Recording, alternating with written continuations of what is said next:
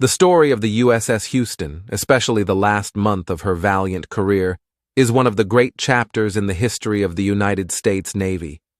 Houston, a Northampton-class treaty cruiser, became FDR's home away from home during the mid to late 1930s as she embarked him for several cruises and fleet reviews. Then, as the flagship of the outgunned and undermanned US Asiatic Fleet, she fought against tremendous odds during the early days of the Pacific War, before making a heroic last stand during the Battle of Sunda Strait, where she fired on the Japanese until her ammunition was exhausted. Houston and her men were the epitome of what a fighting ship should be. Houston's keel was laid down on May 1, 1928, at the Newport News shipbuilding facility in Newport News, Virginia. She was launched on September 7, 1929, and had the typical American treaty cruiser specs, an overall length of 600 feet, a beam of 66 feet, and she displaced just over 9,000 tons. Houston's main battery consisted of 9 8-inch 55 caliber guns housed in 3 triple turrets, a super-firing pair forward and a lone turret on her aft end. These had a muzzle velocity of 2,800 feet per second and were capable of firing a 260-pound shell 30,000 yards at their maximum elevation of 41 degrees. Although, as was typical of the early treaty cruisers, her guns had a rather high dispersion pattern due to the close proximity of the barrels to one another.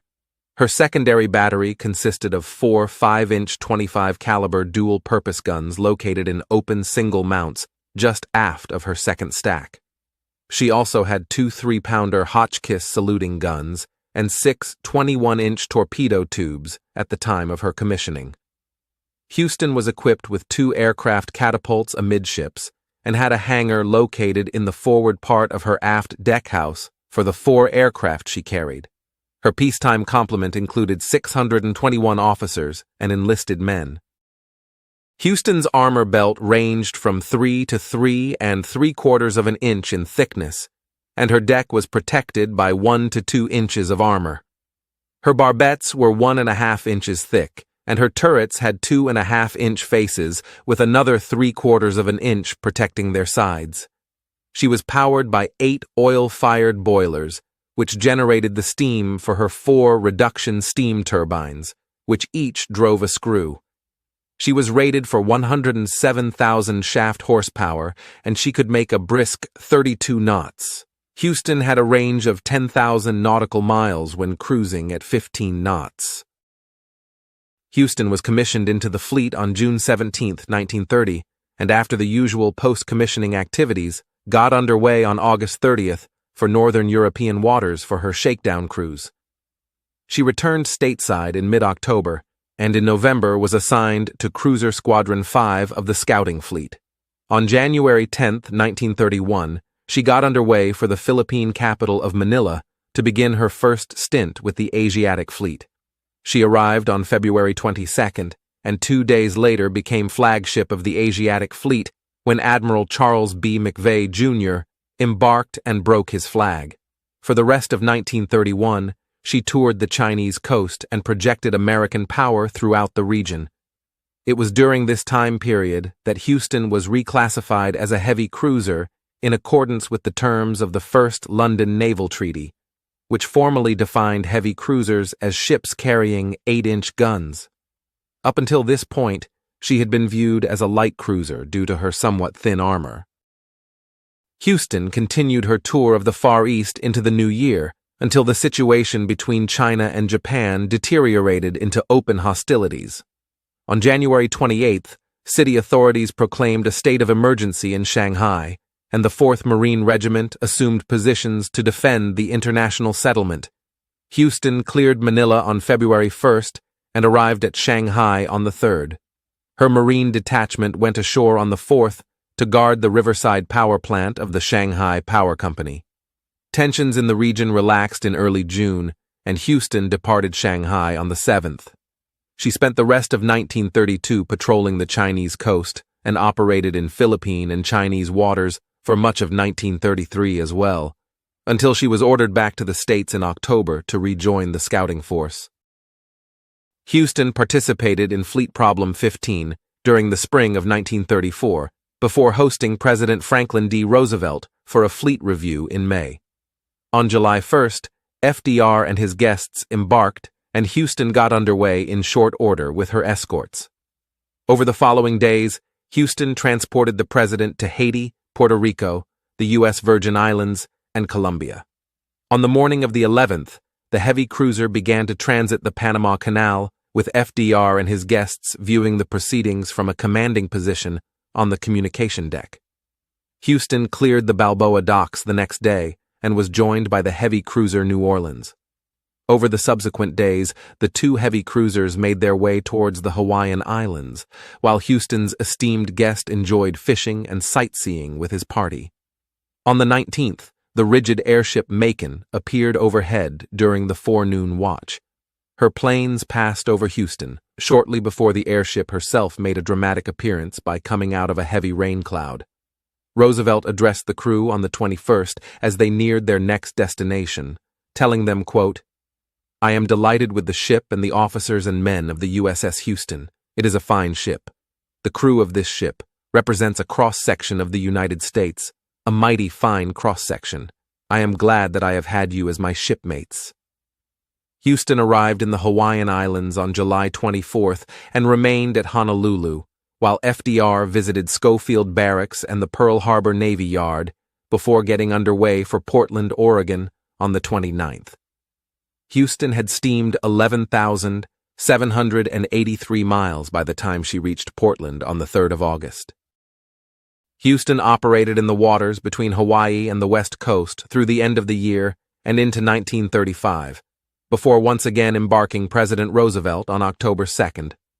Escorted by Portland this time, Houston transported Roosevelt and his party from San Diego to Charleston, South Carolina, where the president and his guests disembarked. She shifted back to the Pacific in the spring of 1936, and over the next several years, Houston operated with the scouting force off the West Coast and in Hawaiian waters, often as flagship of the force. After participating in Fleet Exercise 18 in May 1937, she stood in to San Francisco Bay at the end of the month to join in on the celebrations associated with the opening of the Golden Gate Bridge. Houston then participated in Fleet Problem 19 the following year, before once again hosting FDR, this time for a fleet review in mid-July off the northern California coast. Then, on July 16th, she got underway and departed San Diego with Roosevelt embarked once again. Escorted by the destroyer McDougal, Houston visited many of the same bays and islands she had 2 years prior. Roosevelt viewed the heavy cruiser as a home away from home and relished his time aboard her. The chief executive and his party fished and explored daily along the way, until the cruise came to a close at Pensacola, Florida, on August 9th. Houston spent the rest of 1938 as the flagship of the cruiser force, until being dispatched once again to carry Roosevelt, this time for Fleet Problem 20, which took place during February 1939. She spent the rest of the year and most of 1940 training in Hawaiian waters, before undergoing an overhaul at the Mare Island Navy Yard from late August to mid-October. During this overhaul, Houston received significant changes to her anti-aircraft battery. 4 additional 5-inch guns were mounted atop her aircraft hangar, and splinter protection was provided for all of her 5-inch guns. She received 3 single-mounted 3-inch anti-aircraft guns as well, and she was supposed to receive 16 1.1-inch 75 caliber guns in 4 quadruple mounts, but delays in their delivery resulted in only 1 mount being installed during this overhaul.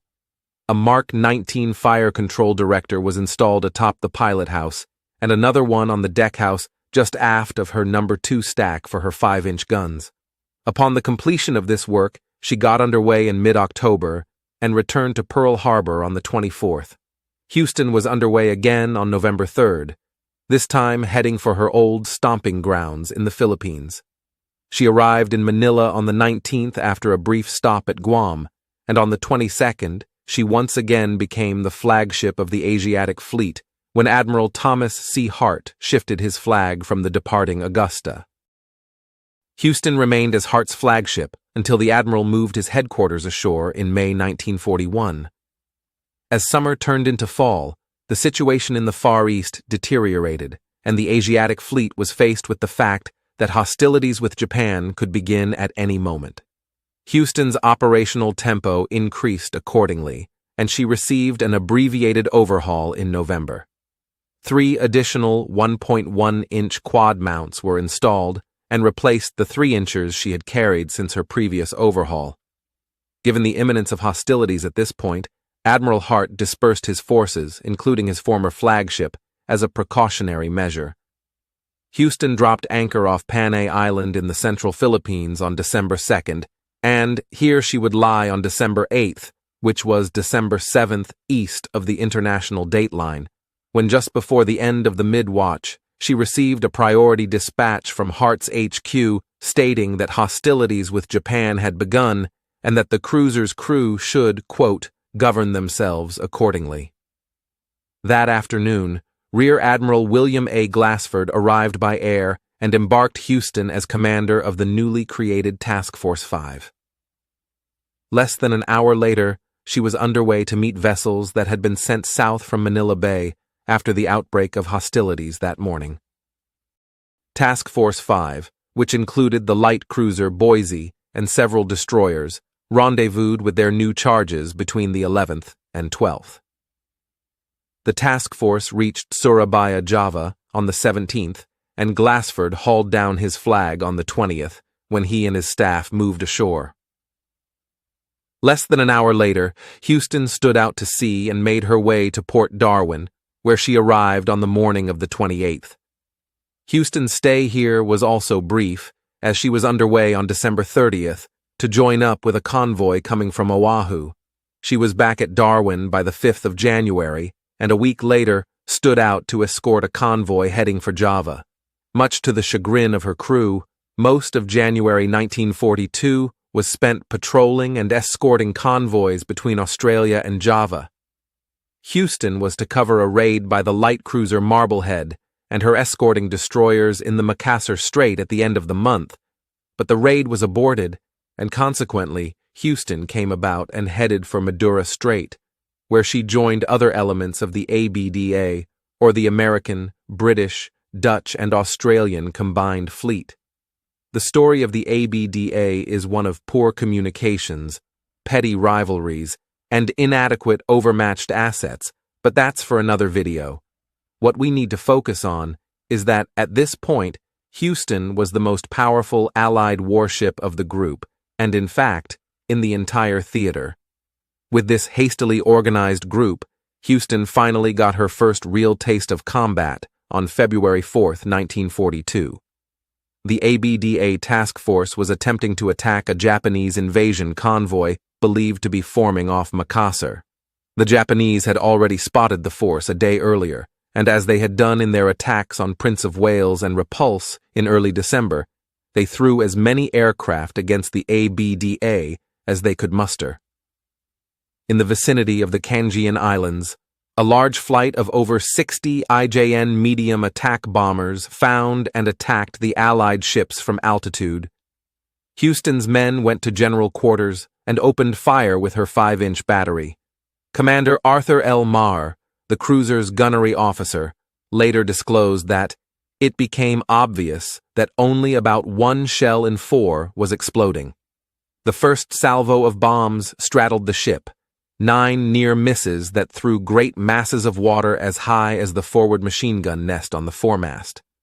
Houston consequently took on tons of water on her weather decks as far aft as the flight deck, where it flooded the deck to the depth of about 1 foot, making footing treacherous for the loading crews and washing them about the deck with shells cradled in their arms as Captain Albert H. Rooks maneuvered the 600-foot-long cruiser like a motorboat during the fight. The ship turned so violently at one point that the forward director jammed in train. The delay between the first and second attack waves allowed Houston's men to repair broken phone leads, clear away the water on the decks, and clean all of the fire control instruments. Houston's 5-inch guns knocked down a bomber during the second wave, and for the next 2 hours, the bombings continued, with the attack waves coming about 15 to 20 minutes apart. The last attack came from the port side and the damage fire control director could do nothing to help. The first salvo of bombs were near misses off the port side, but one stray bomb crashed through 2 platforms of the main mast before it exploded on the deck just forward of turret number 3. Shrapnel tore through the turret's thin armor as though it were paper and ignited powder bags in the hoists. In one blazing instant, all hands in the turret and in the handling rooms below were dead. Where the bomb spent its force, a gaping hole was blown in the deck. James E. Hogan, officer in charge of an ordnance repair party, immediately went to the aft flooding station and found that it had been irreparably damaged. Realizing the peril to the ship if turret 3 was not flooded, Hogan opened the shell deck door and first flooded the shells, then the powder hoists and handling rooms, which in turn prevented the spread of the fire to the magazines. While Hogan was doing this, Lieutenant Junior Grade Walter G. Winslow, one of the ship's aviators, proceeded to enter the burning turret with a fire hose and trained it on the blazing interior until he was driven out by the billowing smoke. The efforts of these 2 men no doubt saved Houston from further tragedy that day. Around 1 o'clock that afternoon, the battered Allied ships dispersed, and Houston proceeded to the southern Javanese port of Cilacap, where she dropped anchor the next day. Her dead, 48 in all, were buried on the 6th, and her seriously wounded were put ashore in the care of an elderly Navy physician whose name would become synonymous with self-sacrifice and devotion, Dr. Corydon Wassell. Despite the loss of Turret 3, Captain Rooks decided rather than withdraw to safer waters for repairs, Houston would remain on station. Her defective director was repaired over the next several days. Turret 3 was still not operational, but it was believed that the ship's primary duties would mostly involve convoy escort. Boise had offloaded 1,200 5-inch projectiles before she had departed for the States after running aground, and several hundred of these were taken on by Houston. They were not from the same defective batch that had hampered her during the air attacks of the 4th. On February 15th, she got underway to escort a convoy of reinforcements heading to the island of Timor. The next day, the group was heavily attacked by Japanese bombers, and Houston's fierce AA barrage helped to preserve the convoy from serious damage. She downed 7 attackers in all. Unfortunately, Timor fell, and the convoy was forced to turn back to Darwin. Houston refueled and stood out soon after to recover one of her pilots from Broome, Australia, to the south. She then headed back to Java, where she arrived at Surabaya on the 24th. Over the following days, Houston endured air attacks during the day while anchored off Surabaya, before getting underway on the afternoon of the 26th with the ABDA force to intercept a Japanese invasion force approaching Java from the Makassar Strait. What would become known by history as the Battle of the Java Sea kicked off when the opposing forces sighted one another just after 4 o'clock on the afternoon of February 27th. Houston opened up on the Japanese from 28,000 yards and only managed a few straddles at first, before being straddled several times herself by Japanese salvos. It is believed that Houston struck at least one Japanese cruiser with an 8-inch shell before being struck twice herself. One shell ripped through her just aft of the port side anchor and passed down through several decks and out the starboard side just above the waterline without exploding. The other shell, which hit her aft end, grazed the side and ruptured a small oil tank. It, too, failed to explode. The ABDA was subsequently battered by a mixture of gunfire and torpedoes over the course of the next several hours and into the early morning hours, while making further attempts to interdict the invasion force as it headed toward the northern coast of Java. In a masterpiece of seamanship and quick thinking, Captain Rooks maneuvered Houston to avoid torpedoes that slipped past by no more than 10 feet on either side during the final action of the Battle of the Java Sea. As 2 other Allied cruisers lay dead in the water from torpedo strikes, Houston and the Australian cruiser Perth, who would be the only survivors of the battle line, retired in haste to Batavia, or modern-day Jakarta, where they stood in on the afternoon of the 28th. By this point, Houston was a wreck. Concussions from her 8-inch guns had played hell with the ship's interior. Every desk on the ship had its drawers torn out and the contents spewed over the deck. Pictures, radios, books, and everything of a like nature were jolted from their normal places and scattered all over the deck. The ship itself had suffered considerably as well. Plates that were already weakened by near misses in previous bombing attacks were now badly sprung and leaking. The glass windows on the bridge were shattered. Fire hoses strung along the passageways were leaking, and minor floods made for treacherous footing. Houston was wounded and practically out of ammunition, but there was still fight left in her. After arriving at Batavia, Captain Rooks and the commanding officer of Perth went to the British Naval Liaison Office, where they received orders to steam via the Sunda Strait to Java's southern coast. British naval intelligence indicated that the strait was unlikely to be contested by the Japanese, which seems crazy now, but at the time, it was accepted. The information was neither current nor accurate, though, and it would prove disastrous for the two Allied cruisers. Houston and Perth attempted to resupply, but there was no available ammunition, so they got underway around 5 o'clock that afternoon to begin the next leg of their journey. Just after 11 p.m., the cruisers were off St. Nicholas Point when lookouts on Perth sighted an unidentified ship.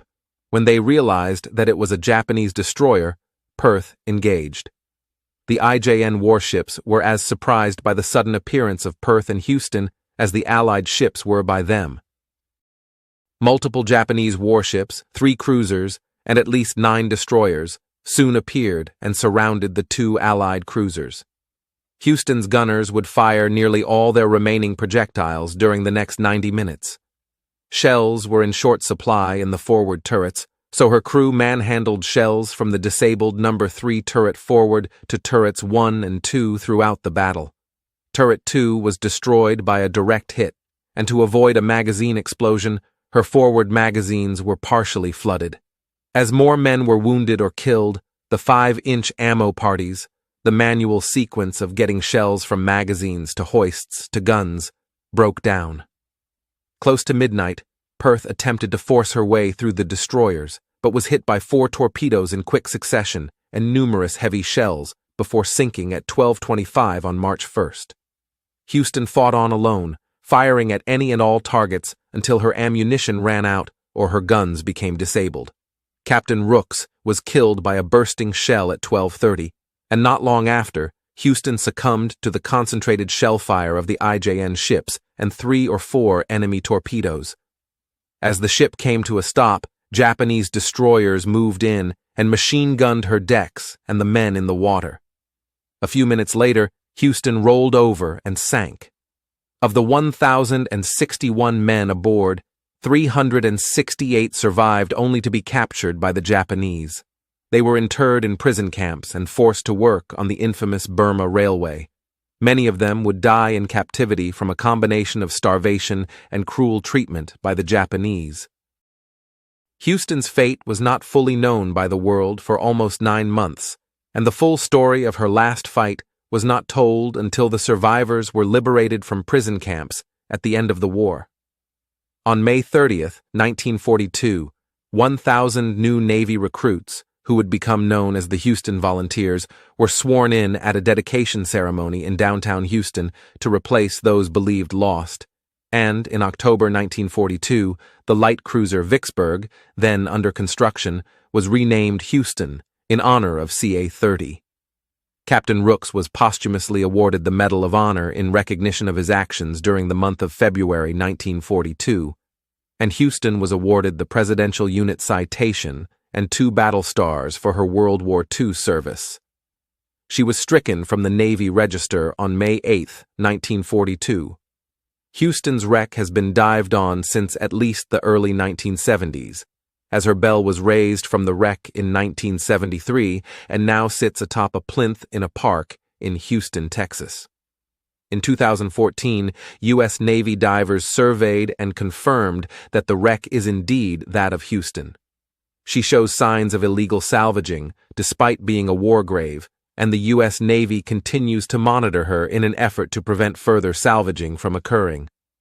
Thank you for watching, and as always, if you enjoyed this video, please hit the like button, comment, and subscribe so that we can bring you more content like this.